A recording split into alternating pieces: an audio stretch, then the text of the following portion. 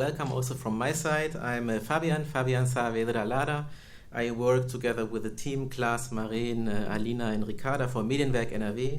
Medienwerk NRW is a network consisting of several institutions here in the state of North Rhine-Westphalia who share an interest in media art and digital culture. And KHM is, of course, one of the founding members of this network, which has now a history of more than 20 years.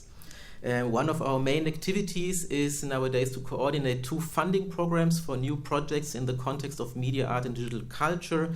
One of them is a cooperation fund for new projects by 2 or more institutions here in the state. It's the so-called Media Art Fund, and the other one is artistic residency program. It's a fellowship program which is called Media Art Fellows, which allows cultural producers, artists and curators for doing new research projects at several institutions here in the state.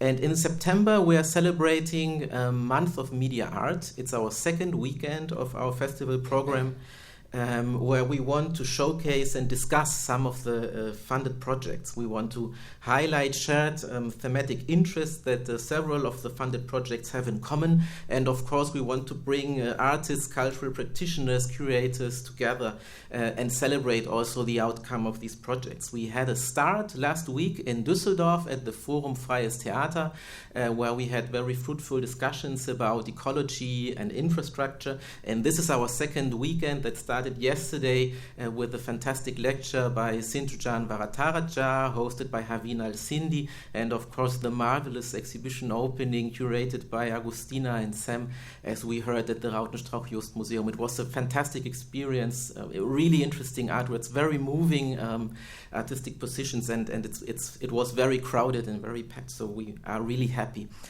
with the results. So we will continue today and tomorrow as well. The thematic focus of the second weekend of the month of media art is, as we heard, of course, archives, memory, and especially the blank spaces and the gaps in archives. We will discuss different approaches, especially between institutionalized archives and independent archives.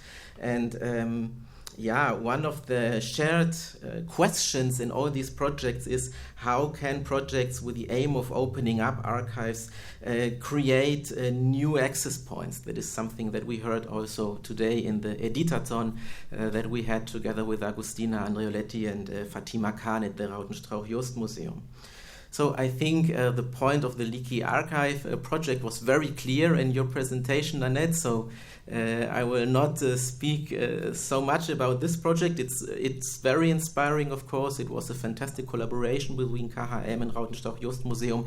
I just want to highlight that tomorrow we will also have the opportunity in talks, lectures and workshops to discuss and to learn more about some other projects that also have been funded through these 2 funding programs that share similar interests. And you found the program here in this leaflet. I don't know if you found it. It's here on the chairs, I hope, or in the glassmog. There will be a full program of activities tomorrow in different places at Rautenstrauch-Jost Museum and also in the KHM. We also took the decision to invite several artistic and also scientific positions that were not directly involved in the Leaky Archive or other projects, but who have a lot in common with them. So I think they will engage in a very fruitful discussion, and they will add also some new perspectives. And in this context, I'm really glad and very grateful also to welcome Henriette Gunkel, Nashilongweshipwe Mushaandja. We will hear later some presentations, and we will also have a discussion together with you and Agustina Andreoletti and Sam Hopkins. And before I introduce both of you, I would also like to thank Donna Kukama for this very moving and fantastic performance that we just saw. And I will introduce you briefly to her work. Donna Kukama is an interdisciplinary artist whose practice merges various media by using performance as a tool for installation. Her practice presents a thought-provoking and socially engaged art through unconventional modes of storytelling to destabilize existing historical meta-narratives and how we look at reality. And of course, Donna is, as we heard, a professor here at KHM. And I would like to continue to introduce you to our speakers of today's presentation, Henriette Gunkel and Nashilongweshipwe Mushaandja. Henriette Gunkel is a professor for the transformation of audiovisual media with a focus on gender and queer theory at the Institut für Medienwissenschaft at Ruhr-University Bochum, and her research focuses on the politics of time from a decolonizing and queer feminist perspective. She's currently working on a monograph entitled Alien Time, which brings together Africanist speculative interventions. Her most recent publications include the co-edited volume Futures and Fictions, together with Aisha Hamid and Simon O'Sullivan, and We Traveled the Space Ways, Black Imagination, Fragments and Diffractions, together with Kara Lynch, as well as the co-authored book Visual Cultures as Time Travel, together with Aisha Hamid also. Nashilongweshipwe Mushaandja is a cultural worker, educator and writer with practice, research interests in African performance, sono-somatic archives and public culture. He is based in Windhoek, Namibia, after completing his PhD performance studies at the University of Cape Town. Mushaandja's work has been performed widely at festivals, museums, theaters and archives in India, Germany, Switzerland, South Africa, Zimbabwe, Mozambique, Cameroon, Senegal and Namibia.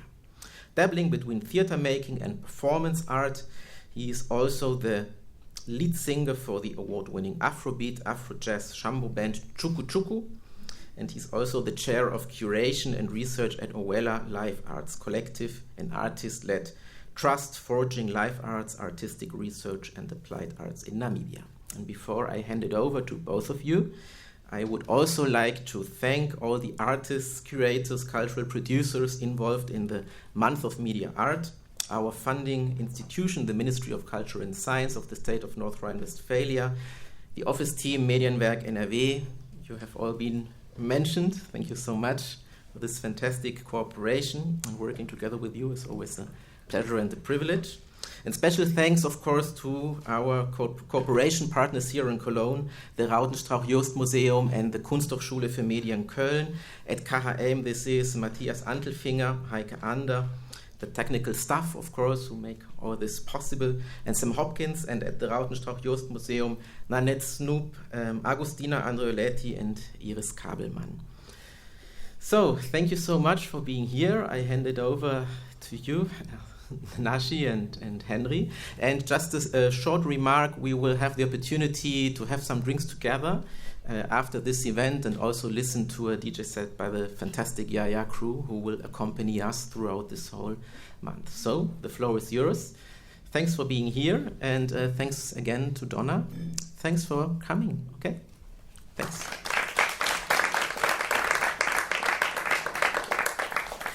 Good evening. Thank you for having us. It's a huge honor to be invited here tonight.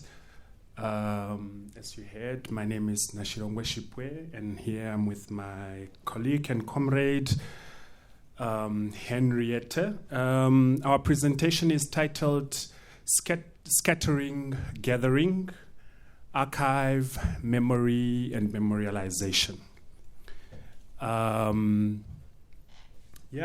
We go right into it, right? Yeah.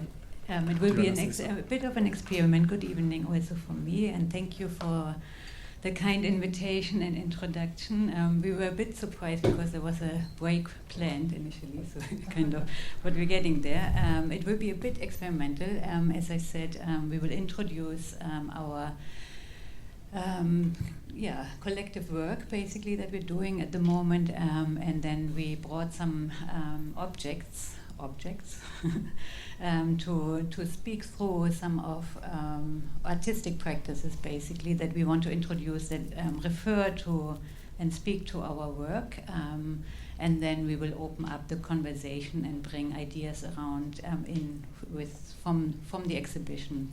So Nashi and I are currently working together in a collaborative project with colleagues from Namibia and Germany, Sarala Krishnamurti, Philip Lühl and Maya Figge, titled Gathering Towards a Transdisciplinary Approach to Spaces, Traces and Practices of Memorialisation in Namibia and Germany, in which we explore the question of how may something, in this case the colonial violence and the genocide, be memorialized while its impact continues to unfold.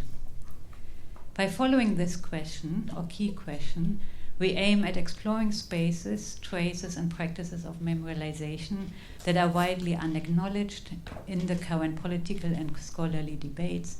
We propose to approach this investigation through the core concepts of scattering and gathering. We heard it already in Donna's performance, which we developed during a site-specific research workshop that took place in May this year in Lüderitz, Namibia, and another one that will take place in Hamburg and in Sönke-Nissenkog in Germany this coming week.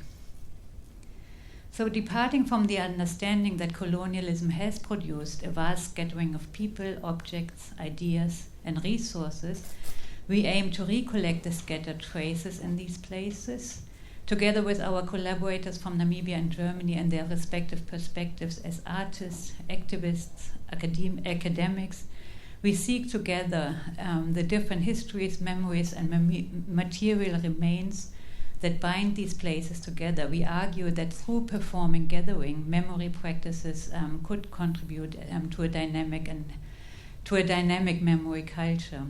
So the recent negotiation between the German and the Namibian government, preceding the official apology by the German government, which still hasn't taken place, for the history of colonialism, so from 1884 to 1919, and the genocide that is often linked to the exclusively to the Ovaherero Nama people, so from 1904 and 1908, that's the historical timeline, but it was ongoing afterward, seemed to define how and where the shared history is remembered. While the negotiations take place primarily on the level of the state, they also address the question of reparation and repatriation of material objects and human remains stored, preserved, and exhibited in German institutions, such as archives and museums. And obviously the Rautenstrauß-Joos Museum is one example that is facing that history. So for years, this engagement with the past on a national and institutional level has been criticized in particular by the communities most affected by the genocide, a critique that has been articulated by various Ovaherero and Nama representatives in Namibia and as part of delegations visiting Germany. But it has also been taken to the streets in Namibia and represented in German media. These protests are increasingly addressed as an expression of emotional and affective labor, an expression of trauma, loss, and absence that only recently has begun to be recognized and acknowledged in Germany, if at all. However, these processes have not yet been acknowledged in terms of situated knowledge production. They point to alternative, local, non-monumental, unarchivable, and embodied ways of memory work and memorialization that take place outside of institution, occupy public space, and include oral history, literature, rituals, performances, and community-based organizing, knowledge production, and transmission.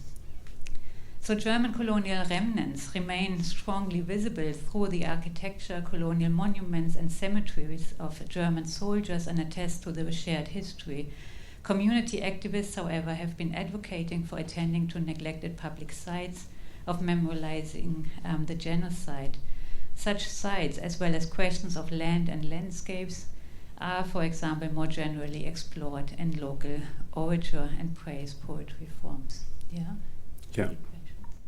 But maybe before I get to the key questions, it might be very important to just give you a bit of context about how Henry and I come together, how we come to this work in 2018, when I just started my PhD at the University of Cape Town. I had also just begun a residency working with colonial photography at the Mark Museum, which is the ethnographic museum of Hamburg. And I don't know where Henry found me, but somehow Henry reached out to me and was very interested to explore some of these questions and background that she just spoke about here. And so what was interesting was that we were both coming from queer and feminist backgrounds in our own work. And this was seemingly, actually, obviously absent from the restitution debate. These kinds of perspectives was absent from the reparation debate. Absent in the sense that it wasn't mainstreamed or common. So this was one of the key considerations that was important for us to speak from. So then it was the initial exploration, the initial starting point was to think about memory cultures between Germany and Namibia, and to really think about what does it really mean. Are they shared, as in what many people say, shared memories or shared memory cultures?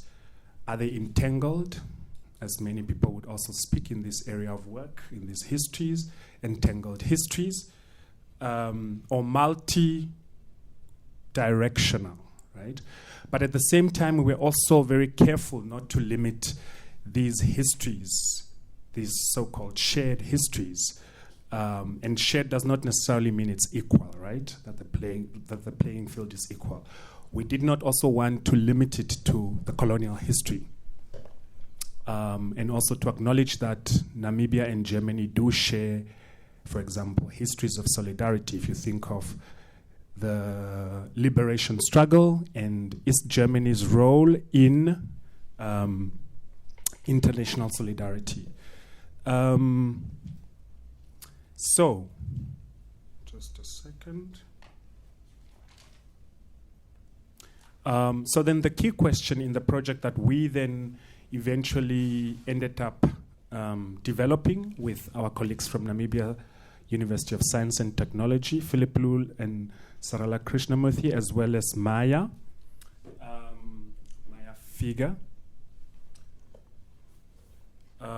are questions such as whose and what forms of memorialization and memory work are recognized in the current debates in Namibia and Germany, and by whom? What forms of knowledge are produced?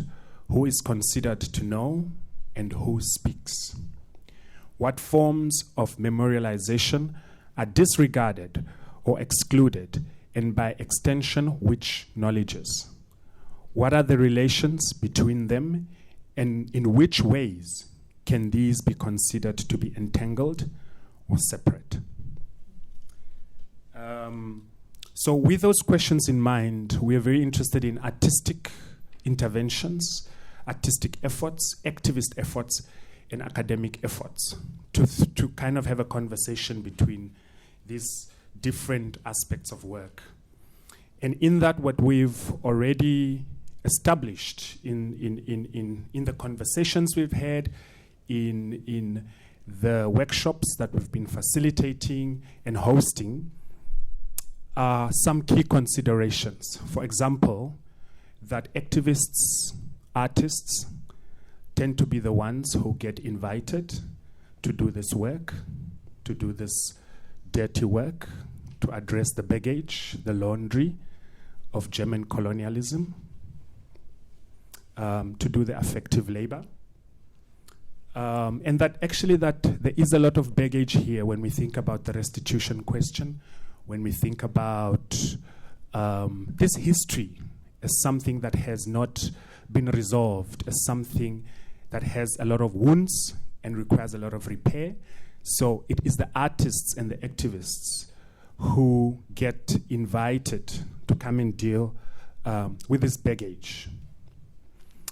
And then ephemerality, the question of loss and disappearance, and ephemerality, and how the idea, I mean, one of the first presentations we did in Windhoek in 2019 at the Museum Conversations conference organized by Goethe Institute was titled The Ephemeral Museum. And here we were trying to think of beyond this baggage of the mainstream museum, the traditional classical Western museum. What does it actually mean? Or the ephemeral archive. Where do we position that? Is there a place for that kind of archive? And then linking to the exhibition that we saw yesterday, Leaky Archive. So to think about slippery archives, to think about leaky archives, to think about the undisciplined archive, and also to think about the unarchivable, the unarchivability. So the objects of analysis, and we might be in trouble to refer to them as objects, but please bear with us.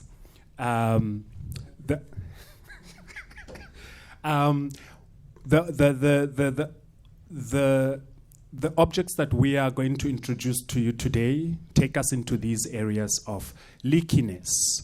And we do feel that there is a connection between what we've seen yesterday at the very beautiful exhibition. Thank you very much. And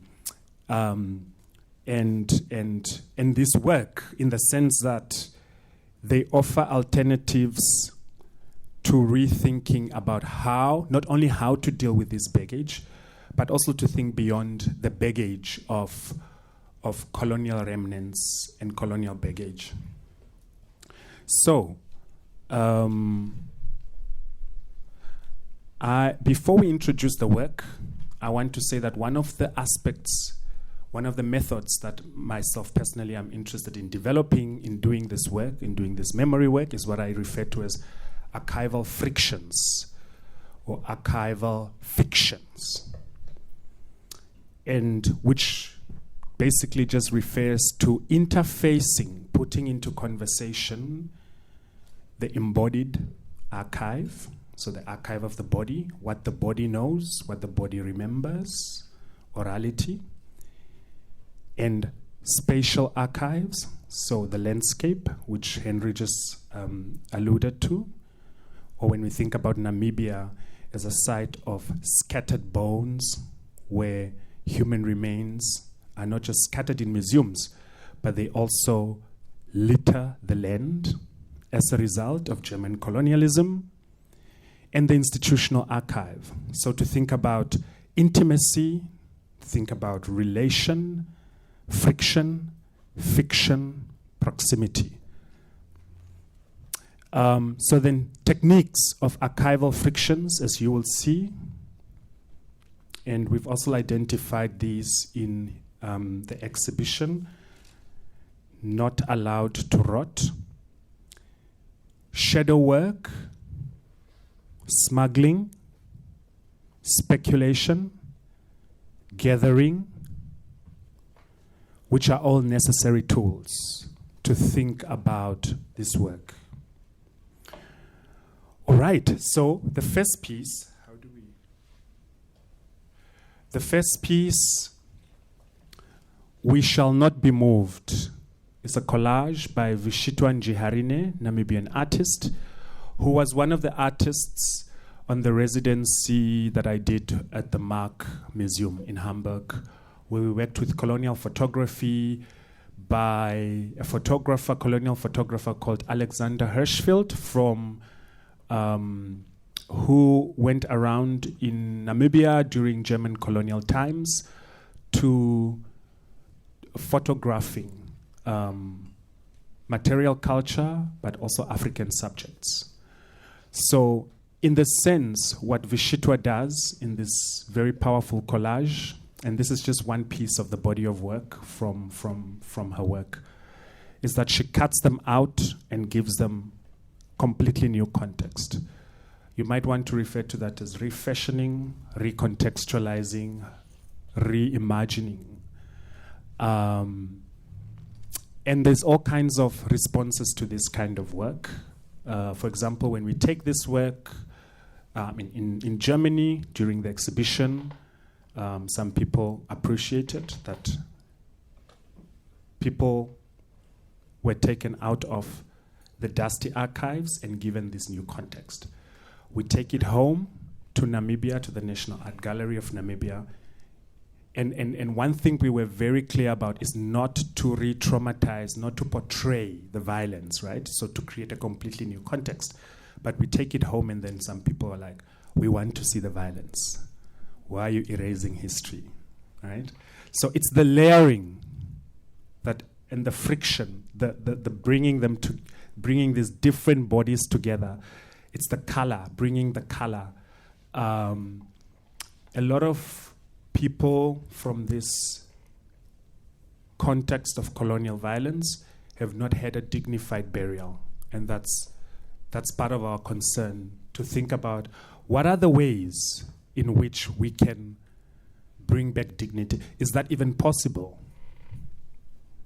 But it's also the affective labor, because it means working and spending lots of time, again, the artists in the museums, cutting out these figures and speaking to the figures, to the people, and thinking about what the role of imagination is in recontextualizing these archives.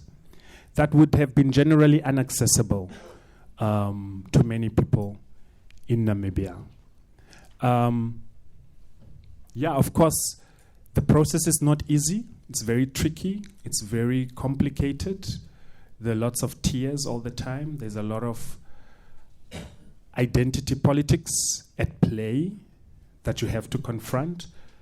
And I guess one of my big questions as we have a conversation later is also around, is it possible to do this work without falling into the trap of identity? Yeah.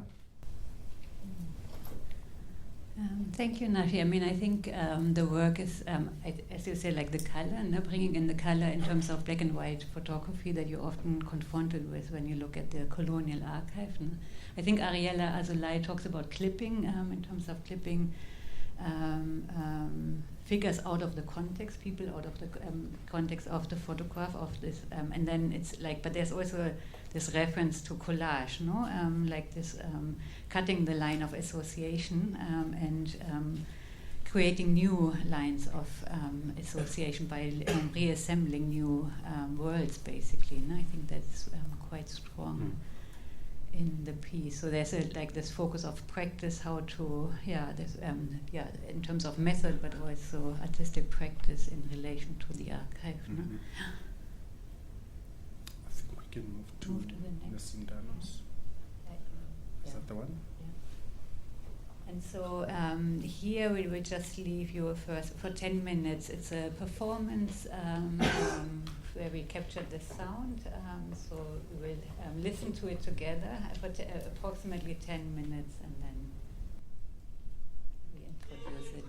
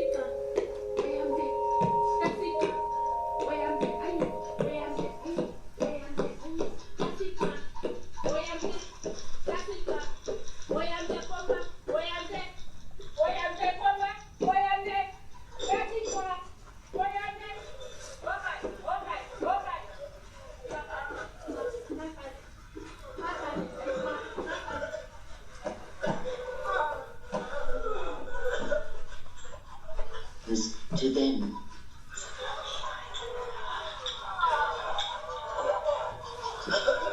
Before they once again decide what happens to them, allow us to speak for the remains, to give rise to their voice. Let our words echo their sorrows, and let those who have fallen, who have been left out, made to feel shame, let them take their rightful place as the true narrators of their stories, of wandering tales, which will have rippled far enough to make change now. I am not here for many things. I am here to collect remains. I am here to collect remnants of human ancestry, remnants that have found themselves lingering in limbo as their physical pasts have been deliberately defected, influenced, or blocked by obstructive forces brewed and cultivated by hate. I am not here for many things. I am here to collect remnants of human ancestry, African ancestry, my ancestry, to guide them from those who lack the understanding. I am not here for many things. I am here for our soul things. I'm here to show my hurt, break walls of identity theft, and rebuild them in Ubuntu solidarity. I'm here to dance and revel in my royalty. I'm here for moving on, from, toward, forward, for continuing the long walk toward the emancipation of our souls, their souls, along with those who have marched paths that have come to connect us. I'm not here for many things. I've been sent on behalf of the bone collector.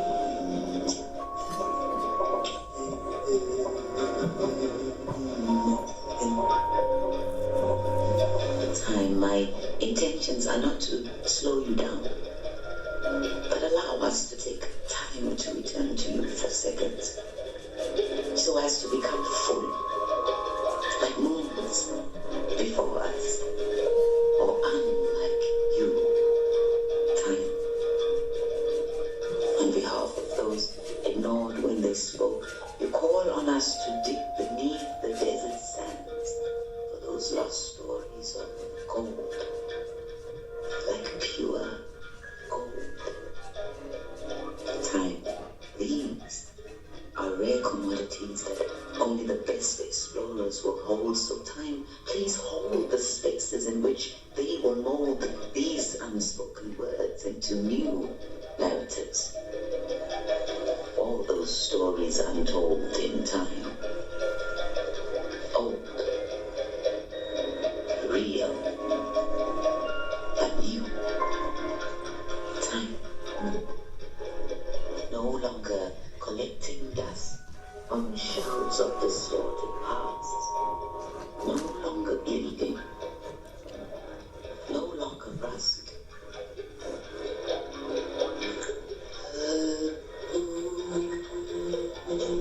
Time is now and always ochre. Ground down from the remnants of those times before us, from dark times past, which will now be the last of their kind.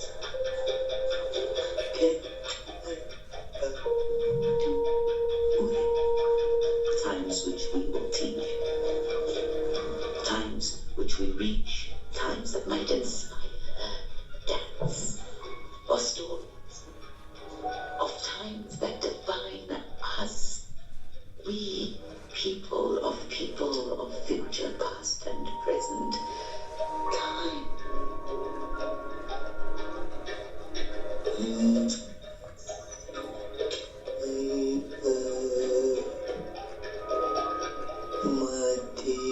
On behalf of those ignored when they spoke, time calls us to walk into the sandstorm.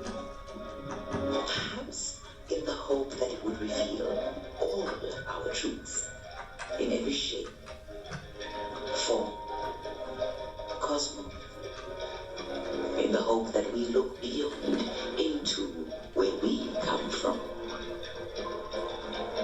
linked by collective identities we will come to learn on, toward, forward,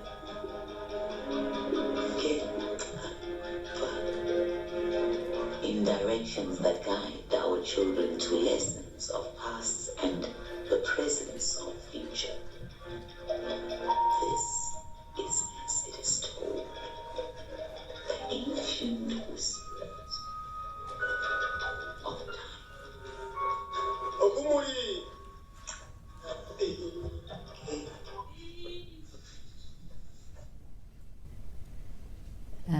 Yeah, it's hard. I apologize, but I think it's we stop here.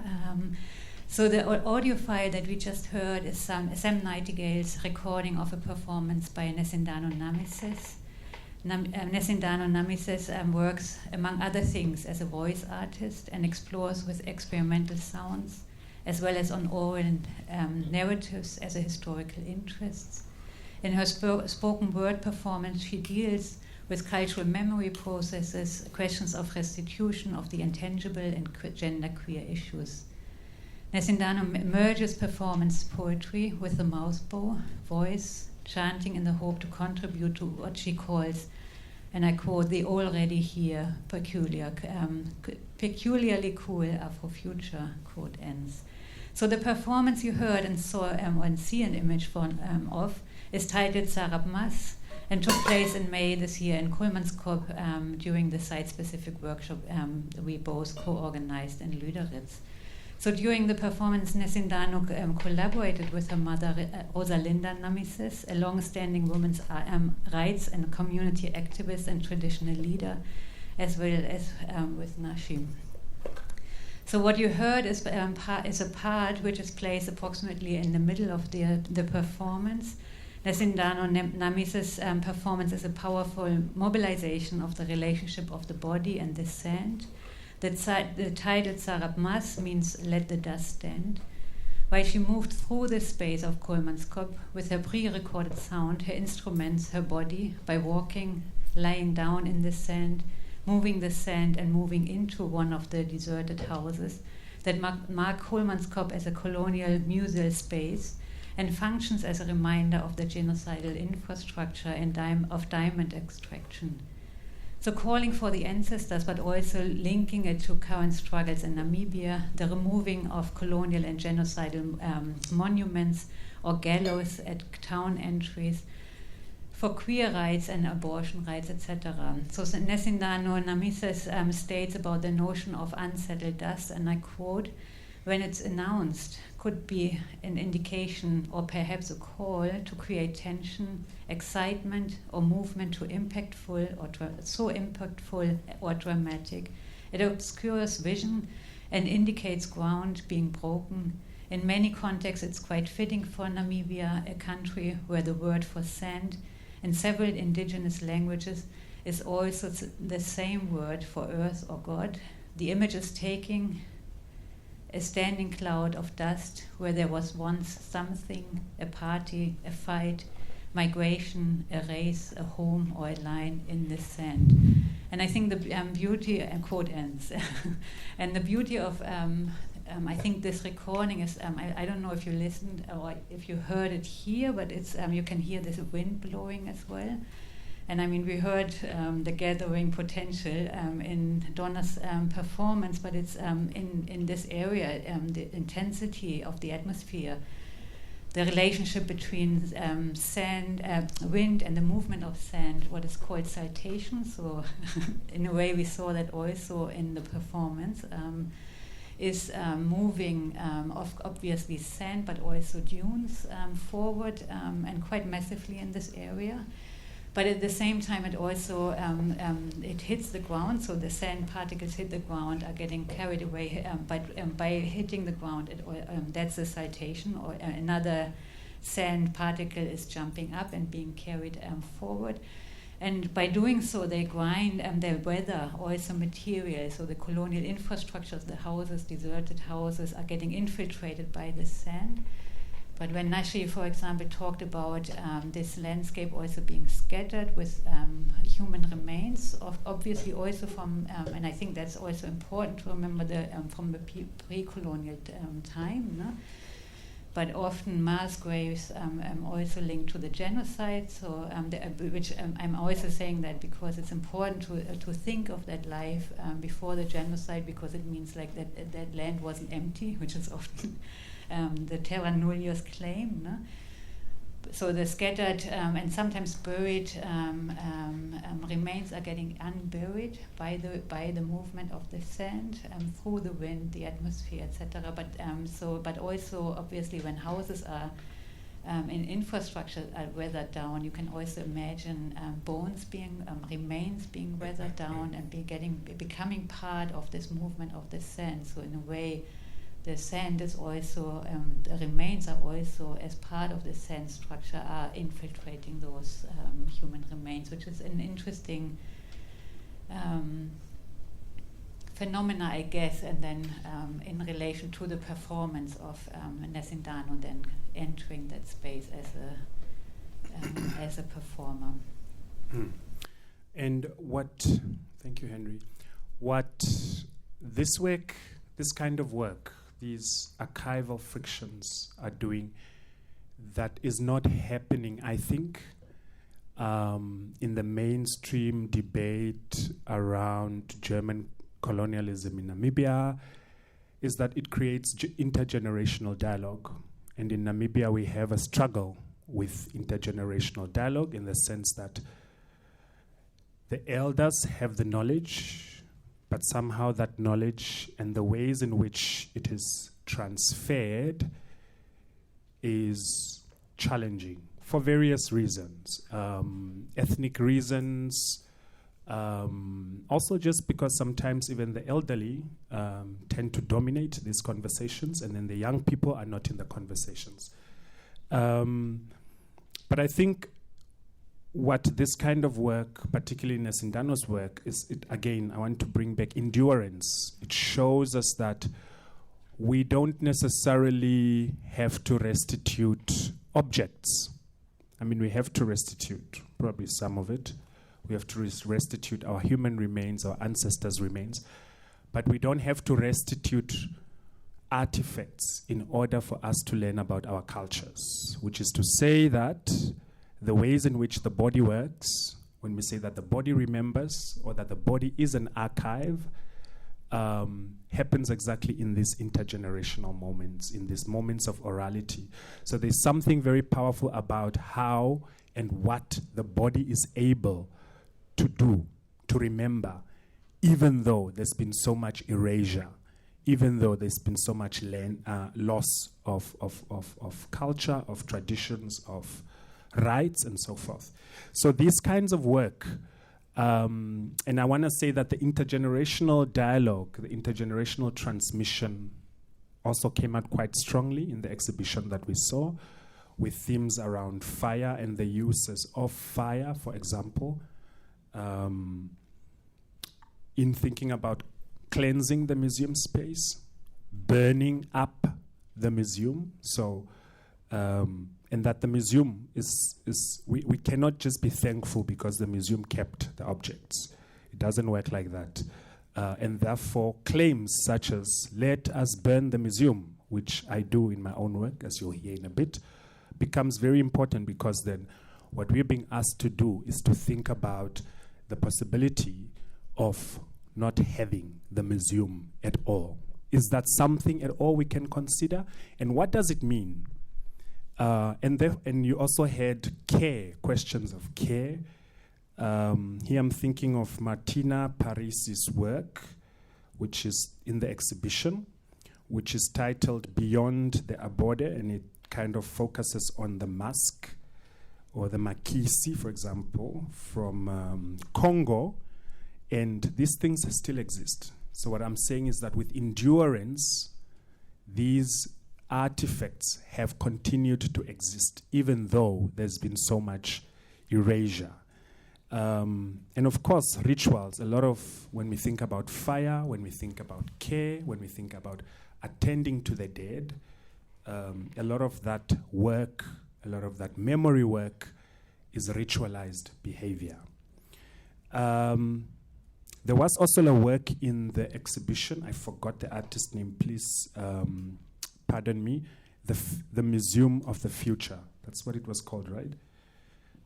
Which almost turned the tables in a very fascinating way and asked us to think about, to imagine, to speculate what the possibility would be if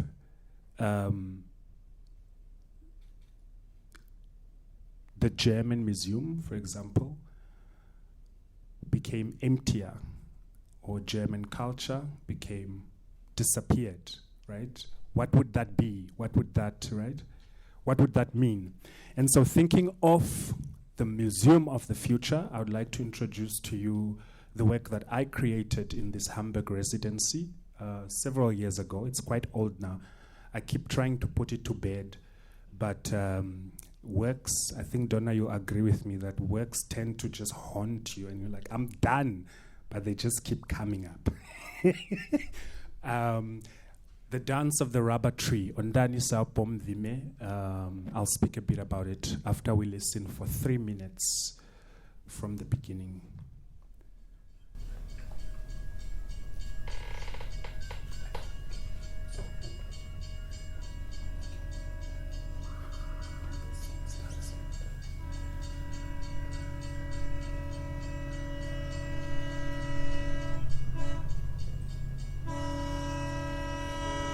Nansi yiyo le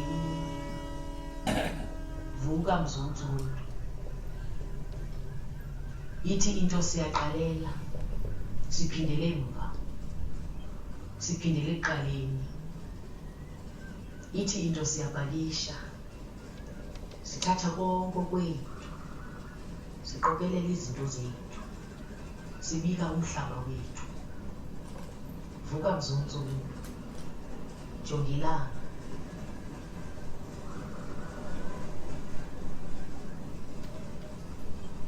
jongilanga yiyo le imini jongilanga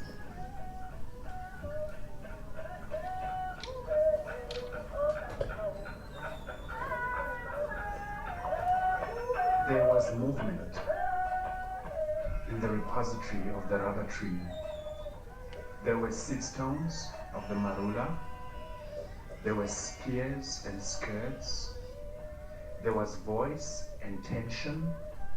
There were natural resources. There were moments of border crossing. There was sound from Congo Brazzaville, Zimbabwe, South Africa, Namibia.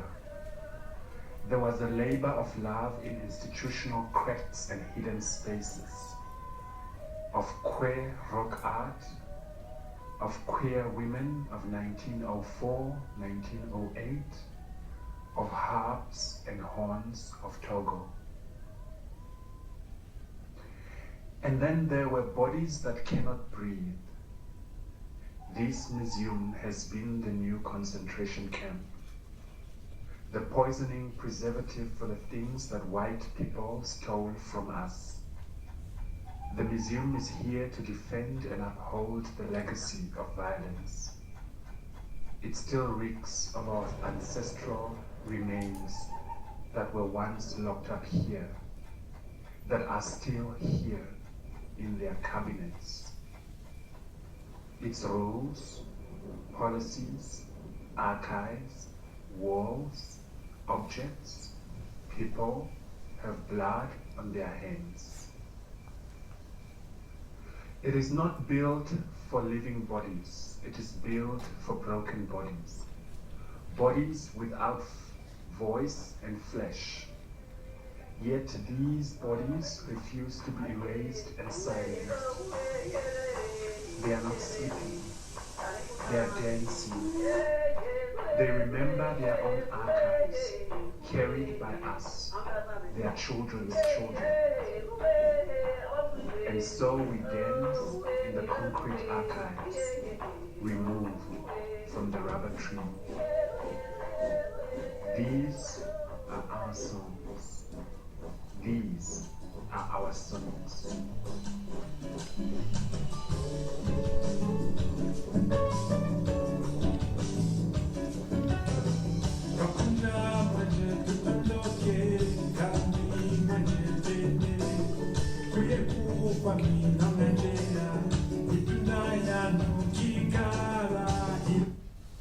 Okay.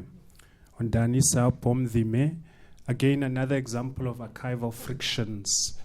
The voice you heard in the very beginning is of a fellow comrade, Sanelisiwe Yakeni, who's a South African actress. And in this work, what I tried to do, so it's a performance art piece that became a soundscape because it was Corona and it couldn't go anywhere. And then it became a record.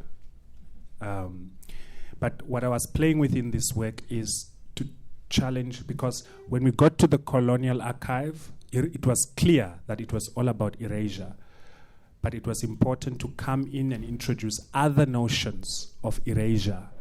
And where I come from, for example, the north of Namibia, Omdhime, the rubber shrub, the rubber tree, is a crucial tree that is used for erasing stuff, erasing, cleansing, healing. And as a shrub that I know of, for me, I treated that as an archive. I gave that the status of archive to create this space of erasing, cleansing the museum and its baggage. So then, as the work progressed, part of it was also finding music from Namibia. And again, to speak of endurance, the song that had just started playing is Kapunja, a song that we grew up listening on the radio, but had kind of, I haven't not heard it maybe in 20 years until I went to Switzerland, where I did follow-up research on the work, and it popped up as one of these songs in that, and I immediately recognized it. I had forgotten some of the words, but it was nice. So maybe the museum is useful, I don't know. But it was nice to find it and put it into that kind of friction, to rethink it, to reimagine it, to make it more accessible, because these songs are not, these collections of songs and whatever objects have not been so accessible. So that's on Danisa Pomdhime, the dance of the rubber tree, which uses salt to cleanse, which uses fire, suggests the total destruction, the total burning up of the museum, because there's no other way. That's it. Maybe on that note, we can invite Sam and Agustina to join us. Yeah. Are you ready? Yeah.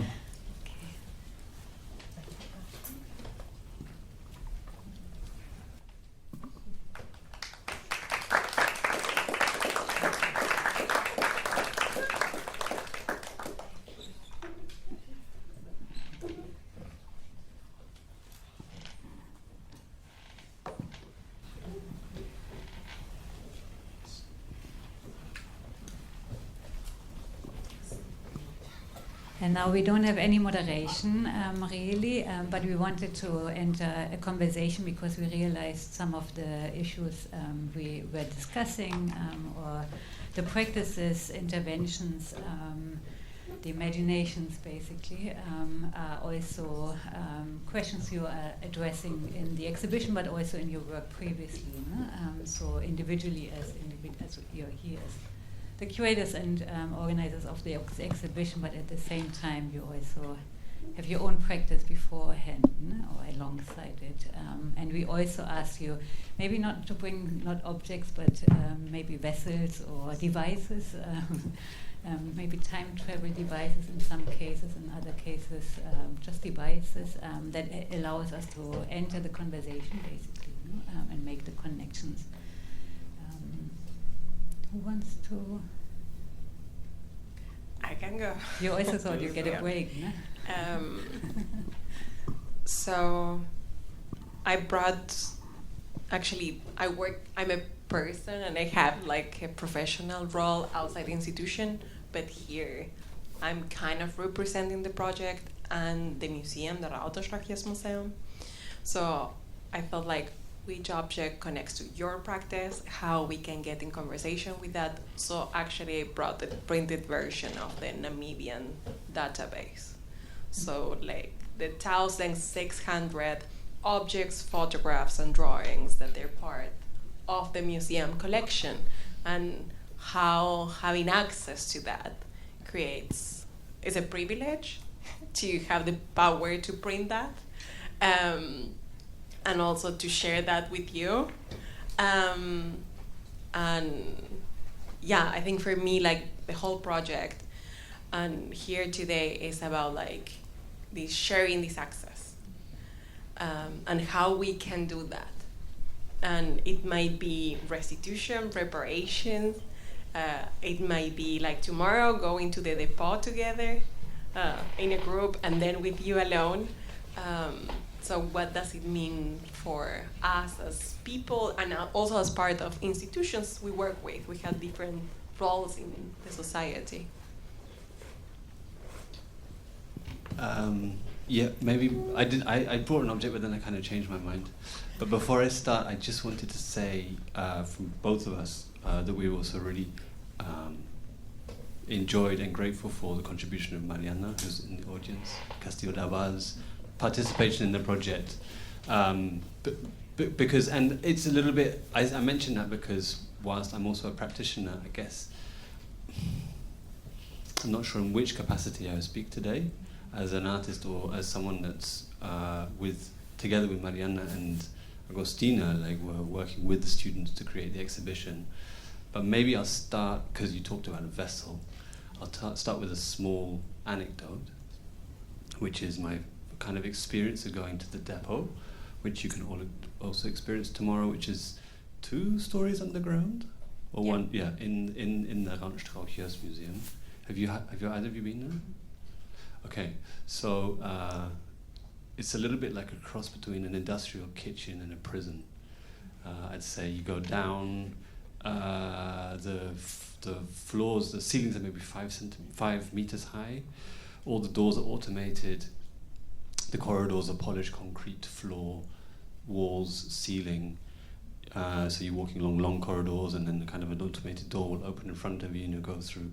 There'll be an unexpected bend, and you go down another corridor, and then you'll eventually come to the area where many of the objects are stored.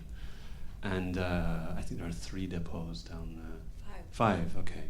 The one that I went into, you walk in and there are shelving, which is ceiling to floor, and it's that automated archival shelving, which you press a button and then it all kind of concertinas up and an alley opens up, and then so you go down these alleys where there's shelves on either side, and it's all normiert.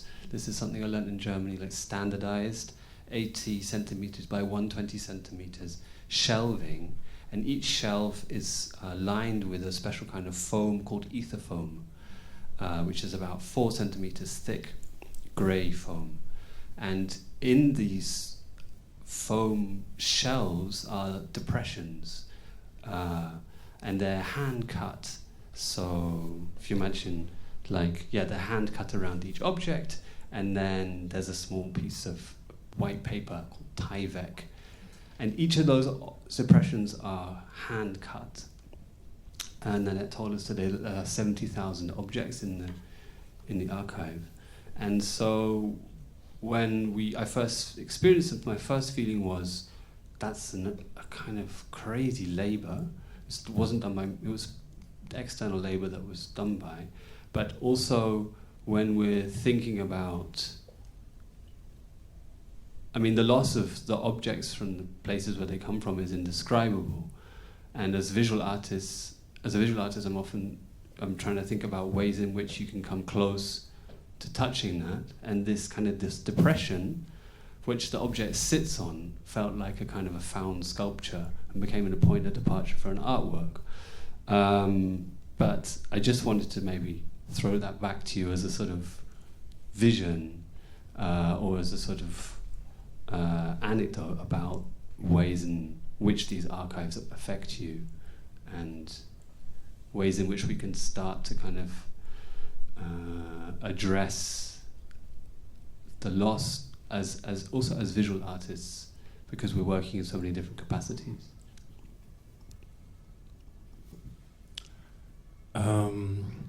I'll say maybe maybe Germany, Europe, maybe they should keep all those. Maybe we don't need them anymore. Again, it's baggage. It's lots of emotional baggage. It gets more complicated when they come back home, because they go back into more museums.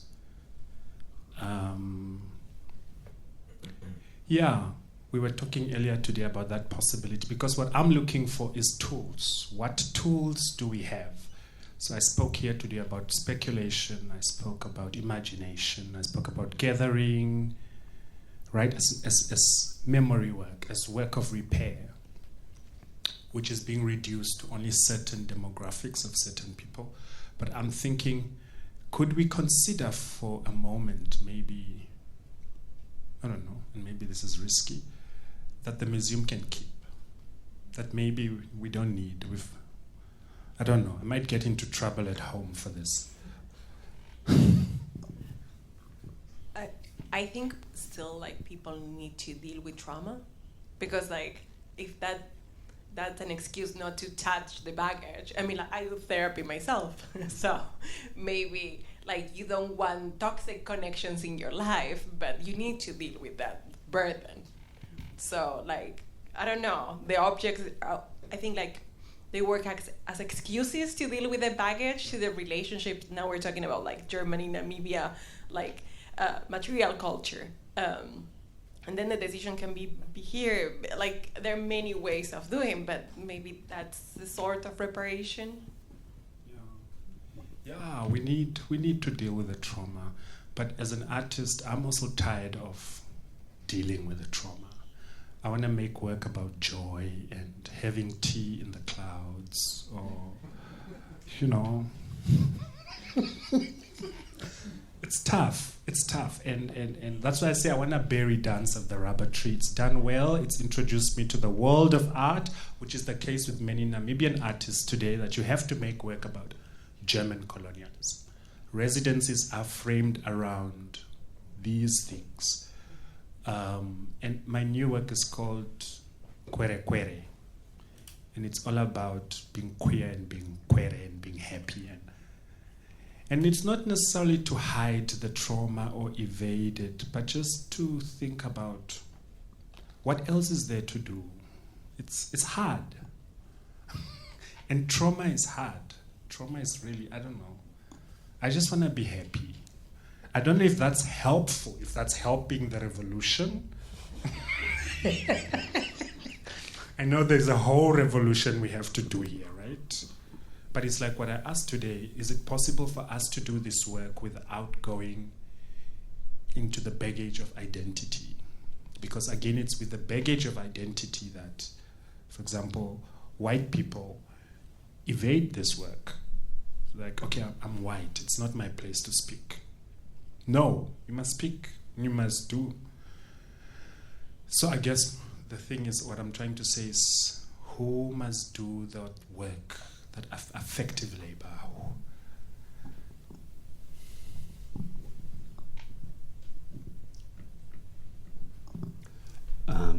You mentioned you were at MAC. Sorry? You were at the MAC in Hamburg, and I met someone who worked there and told me kind of a really illuminating story. They were re-inventorizing their collection, and they employed 5 new people for the process, and those people were not like Wissenschaftler, Mitarbeiter, they were not scholars, they were in administration. And because the purposes of the inventory was to figure out the value of the collection, and the purpose of doing that was because the MAC were doing a refurb, and if they can go to the bank and say our collection is worth this much, then they can get like a loan to rebuild a section of the museum.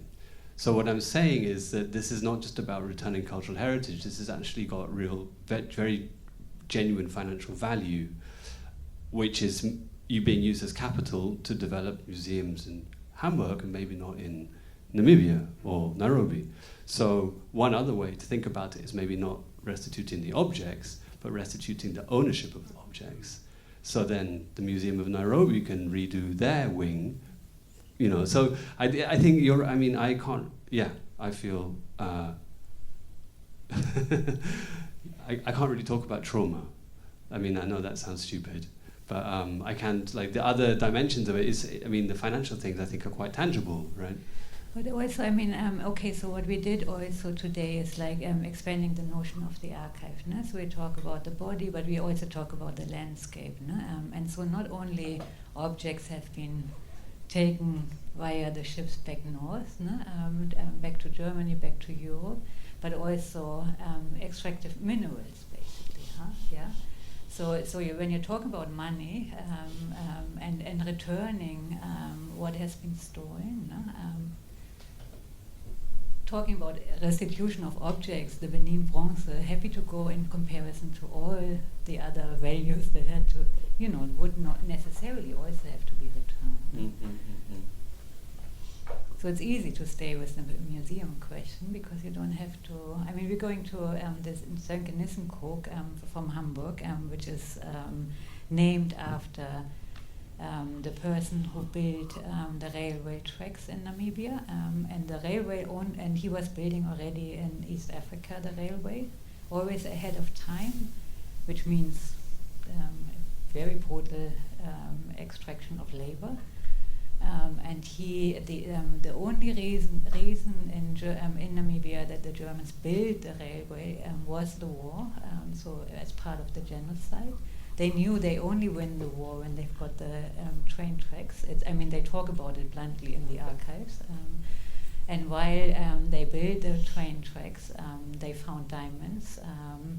Lewala, a South African miner who used to work in the mines in South Africa, I recognized its diamonds, so because the Germans wouldn't know. But then they made immediately a claim, so Medienkun immediately capitalized on finding diamonds.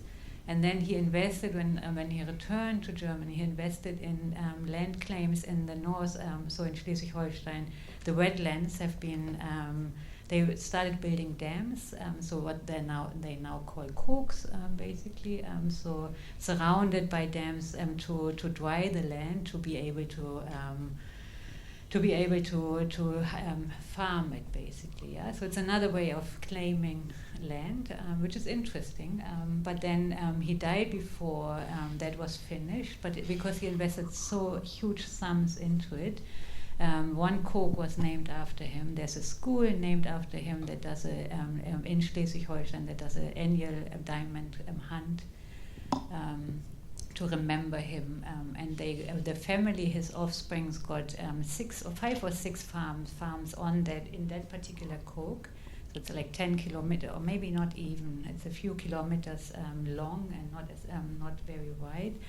And those are named after the train stations in Namibia along the track between Lüderitz and Aus. Yeah, so your Koolmanskop, for example, is one of the farmhouses is called.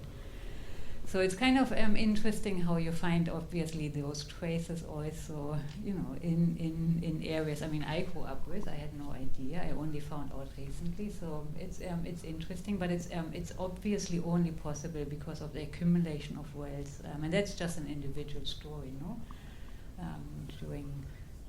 in this context, basically. So when we talk about return, we always have to address those questions. The question is, how can we mobilize those questions, following the money via the conversation we're having in the museums right now?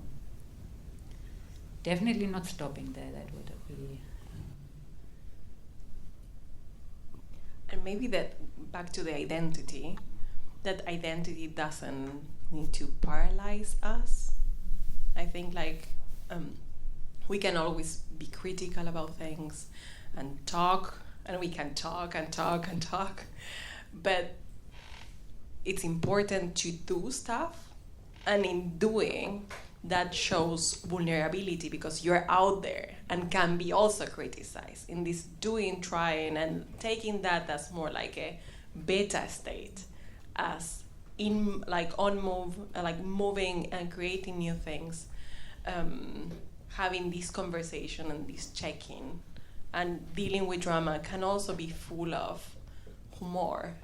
And like the segue was the Museums of the Future. That's a very funny work that's super critical about the museum. Yeah, I agree.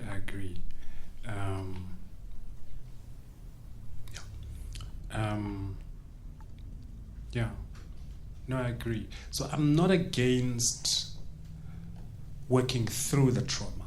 I mean, I struggle with therapy. I'm a man. I'm just aware of the limits of centering the trauma as an artist, right? I think that's my biggest challenge, because a lot of the artists who are able now to move out of Namibia and go to do residencies, which is a wonderful thing because there aren't many residencies at home or on the African continent. They tend to be limited to this, and like I said, I began with saying that they then become the custodians of the collective trauma. And trauma, if it's collective, we must all work through it, all of us, right? And this is why I love the exhibition, because what it does is that it brings these young people, young artists together, and there's so much imagination. There's so much approaches. What they're doing is they're giving us the tools of how to work, how to deal with traumatic histories. Yeah. I think that's also, like you were talking about fellowships and residencies. I think it's back to the money. It's financed by, you said, Goethe Institute, Mark, even Hauptstadt Museum, and so we're Germany is financing residences, and there is a specific agenda in those So I think that that's the way of how to deal with that, or use that, or understand the system and try to go out of it, or create, the loopholes that we're talking about today. If we want to bring the museum down, if the museum must fall, we have to have those loopholes. And of course, we are implicated. Even when we are the oppressed, even when we are the historically oppressed, to have access to the museum is to have access to the crime scene, is to be implicated in the wealth of colonialism, because it's funded by the wealth of colonialism. So we are also not, I'm not saying the artists are the, innocent and what. An artist can also make harm, But there's a suggestion, if we can open up the space, and maybe there are some questions.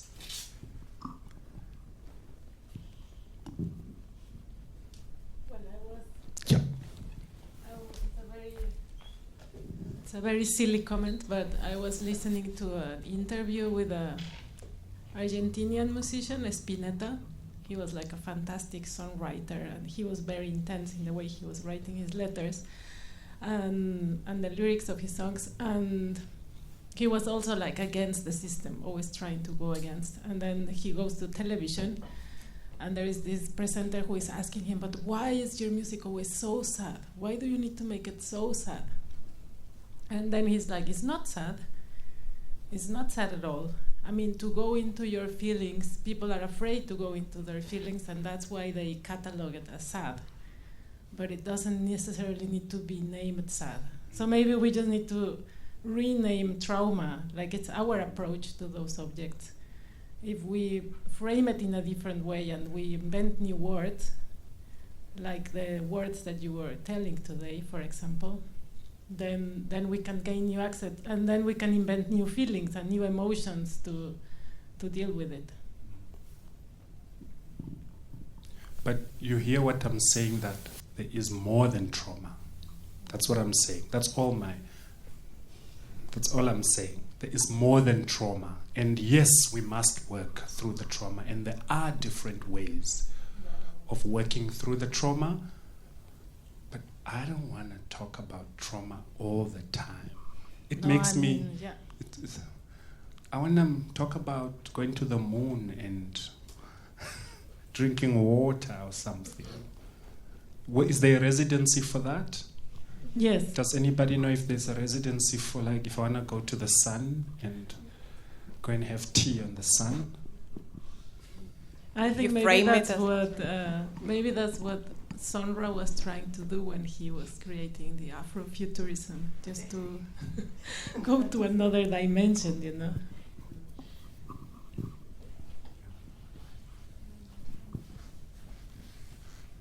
Any more questions? Over there.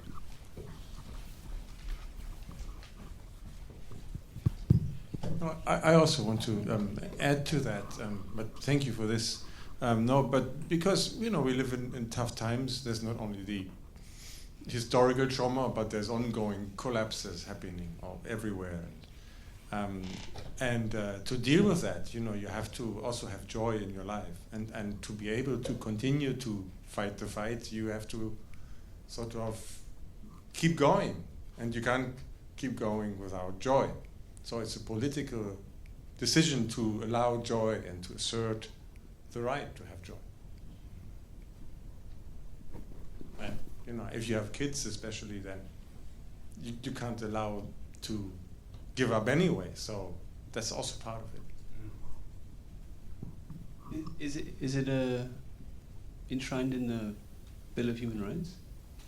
Joy. The right to joy? I don't think so. It should be. Yeah. Joy and pleasure. We have a question behind there. There is this book, Pleasure Activism, which is great. Like, everyone for joy and doing the work. That's the reference. Yeah. author? Adrienne Marie Brown. Yeah, I mean, I don't really have a question, but I think what you say resonates a lot with it. Also, I've worked with a lot of artists who are engaged with the legacies of imperialism, colonialism, and they all say, if I can say from my small group of artists I work with in London, in the London context, that's what they're also looking for, is for the journey to the moon, the fun, the humor, the privilege to access these collections and to play with them. And I think that's really important, and I think we must really recognize that impulse and that motivation of playing around with these and going beyond the expectations that Europeans might have of what artists from the non-European context ought to do with these collections. And I work with one artist. He is of Australian Aboriginal heritage, and he just had a show recently in Berlin, the Corpus, and there was one painting, and I was really struck by that. He did a portrait of his sister, and it was his sister standing in front of a mirror, and she was wearing a crown made of flowers, and she was rehearsing that as part of a dance that she, as an Aboriginal Australian, was taught by white Australians. But he did this painting. I was very struck by it, but he did this painting obviously to acknowledge this double, hybrid, quite complex cultural heritage that he lives with, or his family lives with. And I think it's important, that we are cognizant of that there's an acceptance and also a joy with having these quite complex histories and heritage embedded in your own experience, even though we might think of this wouldn't have happened, and how can we do reparations and how can we go back? Well, we can't.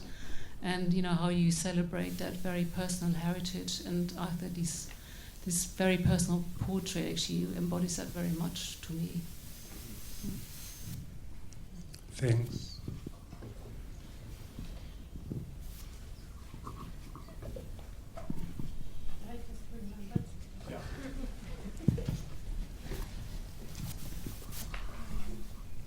No, there is a Mexican artist, Eduardo Avaroa, and he made an amazing project which is called Total Destruction of the Museum of Anthropology. And he did a really nice exhibition, and there's like a series of fictional films where he's like destroying like the main monuments and the whole building. And there is also a nice book about the project. That book. He exhibits the remains of the museum, right?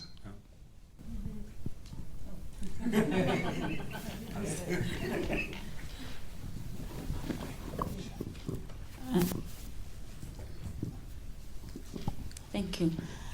Interesting presentation, and I kept thinking a lot. I think, let me come back to the whole idea of destroying the museums. Do you think it will bring joy? And what are you destroying?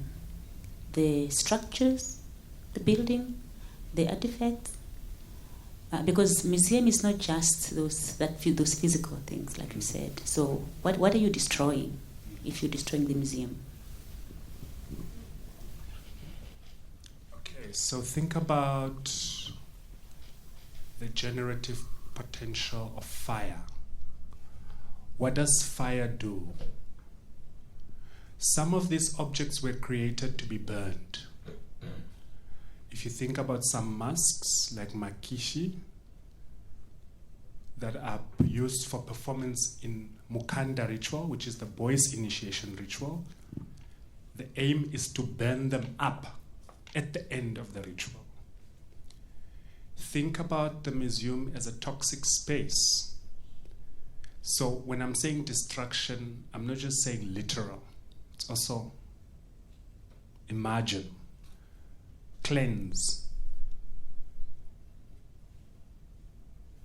At home, fire in our fields, MEPSA, we use fire as what do you call this? Fertilizer. I'm thinking of all those things. But also just think about how baggage, it's giving us too much baggage. And maybe I'm being, I'm reducing everything to just distraction, but I'm saying, it seems to me, and here I'm quoting Alirio Karina, who writes a beautiful article titled Against and Beyond the Museum, and says that if you look at the very function, the purpose of why the museum was why the museum was created, it was not really about preservation. It wasn't. And it probably still is not. It's about erasure and destruction. It already distracts other people's cultures. So what does it then mean to continue with the museum? And I work in museums. So to make a suggestion of saying, let's burn it up, I might be out of work. But I'm thinking as an artist and saying, so maybe the heritage worker in me won't agree, but the artist in me is saying, what might happen if, for a second, if we just bring a bomb and destruct it? Will we still be burdened with the questions of restitution and return and repair? Probably. But for me, that's a possibility that I think needs to be explored. If you think about how the UCT archives, University of Cape Town archives, African Studies archive got burned. If you think about the museum, the Frankfurt Museum that caught fire a few years ago. If you think about the Brazilian National Museum, right? All these museums, and even the Queen's House or something, ne? It can't just be that we lost objects and we lost important documents. There has to be some benefits also. What are those benefits? I think there are benefits. There's something very powerful about those things burning that were not accessible, that were built on the wealth and the blood and sweat tears of African people. It does something. There's something generative there, I think. And I want to sit with that. I mean, I was called a Nazi for saying, let's burn the museum, because that's what the Nazis did. But I'm saying, where I come from, fire is a lot more useful than just destruction. May I? Okay, so I have little knowledge about museums. I come from geography background, but there was a time that a colleague of mine who works with repatriation, restitution, and all that, told me a story about Omakola. Makola is basically some musical instruments that queer people from the northern part of Namibia used. And we hear about them from oral history that has been passed on to us. I had never seen about a kola in my life. And this colleague of mine has once gone to the UK. I don't remember exactly which city or museum, and they had Omakola there. And meanwhile, back in Namibia, when you talk about queerness, when you talk about homosexuality, because of Christianism especially, people seem to have erasure indeed, that it didn't exist in our culture whatsoever. And to learn that somehow one museum in the UK has this special instrument, musical instrument, that was used by queer people, and it was connected to so many other aspects, even medicinal and so forth. And interestingly, this colleague was told not to share photos that she had taken. So I just fear that, for example, imagine that being destroyed. Imagine also not even having access to photos. Luckily I do. And also, so basically this history about queerness, history about this object will be erased, basically. But queers will still be here. True. And they've been here, suffering all the erasure. So I hear you. So I'm a heritage worker. I'm a cultural worker. I'm not just some crazy artist who's promoting crazy ideas. I am. And I am for heritage. Just this week I was training teachers in Namibia on how to mainstream intangible cultural heritage in education, in the curriculum, which is now an agenda on the table. I just think we must not leave imagination out of the conversation. We can't just be realists and be like, there's potential, and I'm not saying in distracting, in suggestions such as fire in the museum. There's something there. We might not be able to see it now, we might not be able to put our finger on it, because what? Those Omakoda will still come back home and they'll be where? In the National Museum of Namibia. Who goes to the National Museum of Namibia? You got the pictures via WhatsApp, Telegram, Signal. I think maybe also back to the idea of like media in NRV, or like how digital media and this like sharing as duplicating and having hard copies everywhere.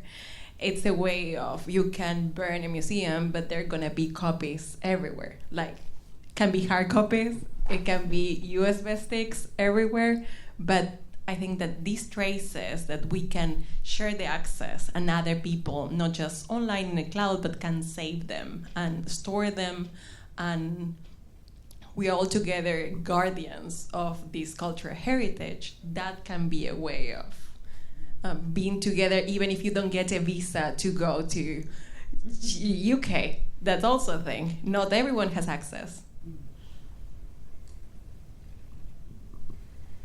Yeah. What do you guys think about this collecting, collect, extract? Do you think it affects the environment?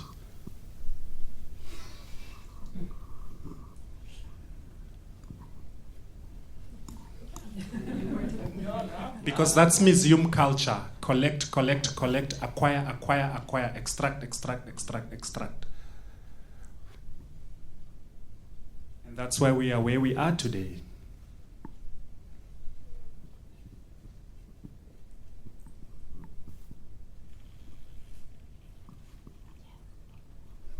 I mean, I can't really offer a particularly intelligent response, except, I mean, I think an observation that many people have made, which is that a museum is part of a process of extraction, which you can see from mineral to extraction, all the way up to cultural heritage extraction.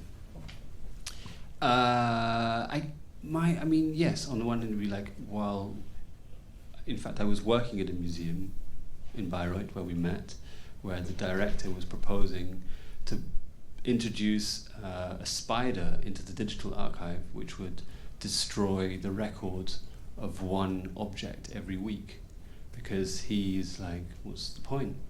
No one uses this archive. If you introduced an element of decay into the archive, people will maybe take it a bit more seriously.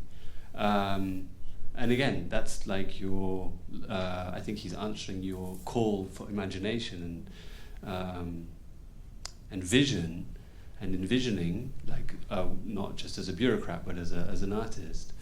But I guess the question for me is a bigger question, which is, do you want to reform the museum, or do you want to burn it? You know. And that's a question I'm personally unsure about. Yeah. Maybe it doesn't have to be either or. I think both can exist. We can reform the museum, but also burn it down. Yeah, but also sometimes, I mean, I think we talk easily about imagination, no? But I think the political climate is so brutal that it's really hard to imagine otherwise. No? I think it's systematically also, there's a system to avoid that possibility or the potential of imagining otherwise. So I think sometimes something has to, I mean, you talked about Sandra before. It's like, it's the end of the world, don't you know it yet? That's how Space is the Place starts, no? I mean, we can talk about Afro-pessimist theory, etc., but this idea of, like something has to be completely destroyed to be imagined otherwise. So the reconstruction alongside a certain stability is sometimes quite difficult to envision. And I think that we talk, I mean, at least we had like conversations before that spoke to, like the complexity of, or like the constraint even within the invitation to imagine otherwise. There's always a limit. Institution, I mean, the university is not different, no? I mean, it's not only the museum. There's a limit in the way they are operating at the moment. So alongside, why not think about both? But sometimes I think we have to also acknowledge that something has to be completely dismantled to imagine something else, because we need to think then again, like what is the aim of the museum, and it's not only holding what is there, but also thinking around maybe the practices, like memory. I mean, that's another conversation, and it will really but I think that's also something we want to return to, what's at stake basically.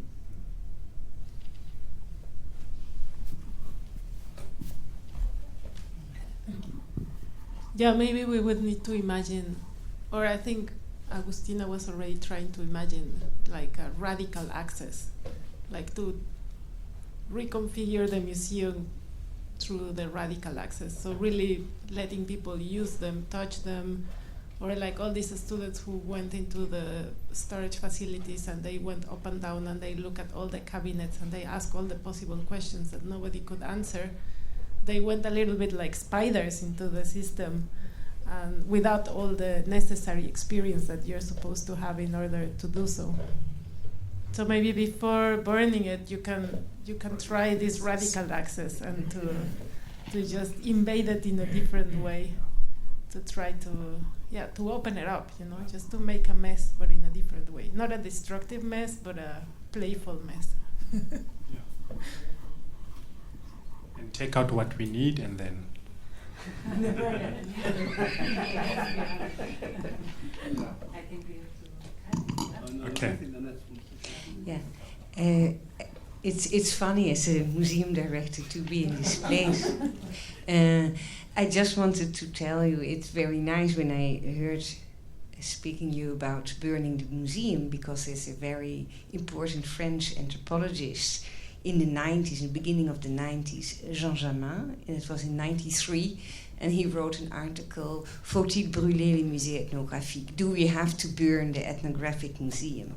And that says also, at the same time, since how many decades we are dealing with ethnographic museums, and this idea of burning is a long idea. So I was happy to hear it.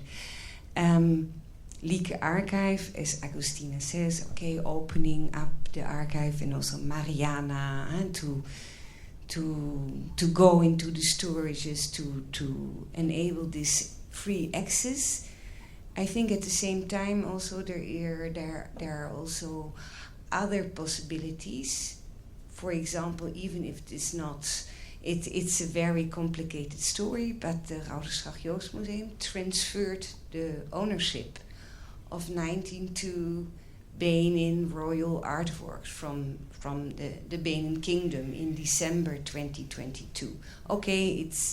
We can speak about it hours, but this transfer of ownership is, I think, a very interesting action or change in museums, because then at that moment the real owners, because we transfer now the 92 bronzes, they are not bronze but whatever, royal artworks, they are in it is the king at the moment of the Benin Kingdom who is the owner of those works, and he can decide if they have to go today back to Nigeria or that we have to burn them. And I think that's transfer of ownership. I think that is an extremely important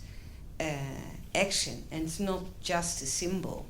And it has happened in 2022, and I think here we are. There's happening something in those museums. And so when you speak about burning and disrupting and destruction and reinventing, I think with this idea of transferring ownership massively, so that the entire so-called collection, for example here at the Routerslag Joost Museum, will be transferred. We do not own them. The city of Cologne do not own anymore, possess anymore this collection. I think then is their way out to reinvent, to burn, to rebuild something else. And I think that is the question of ownership is extremely important. And then the question of restitution is something obsolete almost.